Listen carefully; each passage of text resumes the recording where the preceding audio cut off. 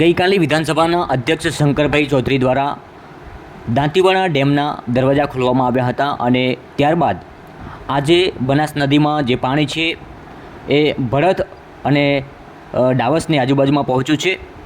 સાંજ સુધીમાં ડીસા પણ પહોંચી જશે. આપણા બનાસકાંઠાના ખેડૂત આગેવાન અમરાભાઈ ચૌધરી પહોંચ્યા છે બનાસ નદીના વધામણા કરવા માટે ભરત ખાતે. અને આપ જોઈ રહ્યા છો સીધા દ્રશ્ય, બંને કાંઠે હાલમાં બનાસ નદી વહી રહી છે. ખેડૂતોમાં એક આશા બંધાઈ છે કે આવી જ રીતે આ ચોમાસામાં સતત જો પાણી ચાલુ રહે તો આવનારા સમયમાં ભૂગર્ભ જળના જે સમસ્યાઓ સર્જાઈ છે એ કંઈક અંશે ઓછી થાય. બનાસ નદીના વધામણા કરતા અમરાભાઈ ચૌધરી જે ખેડૂત આગેવાન છે, ખેડૂતો માટે, બનાસ નદી માટે, પાણી માટે લડ્યા છે અને લડતા રહે છે. આપ જોઈ રહ્યા છો સામે ભરત સુધી પહોંચીને નદીના વધામણા કર્યા છે. સીધા દ્રશ્યો તમને બતાવી રહ્યો છું. બનાસ નદીનું પાણી હાલમાં બંને કાંઠે વહી રહ્યું છે. અંદર ઉતરે તો અમારા વિસ્તારની અંદર ભૂગર્ભ જળની જે સમસ્યા છે એનો હલ થાય. એટલે સરકાર શ્રી તાત્કાલિક આની નોંધ લઈ અને બનાસ નદી ઉપર ચેક ડેમ બનાવવાનું કંઈક આયોજન કરે એવી અમારા બનાસકાંઠાના ખેડૂતોની માગણી છે.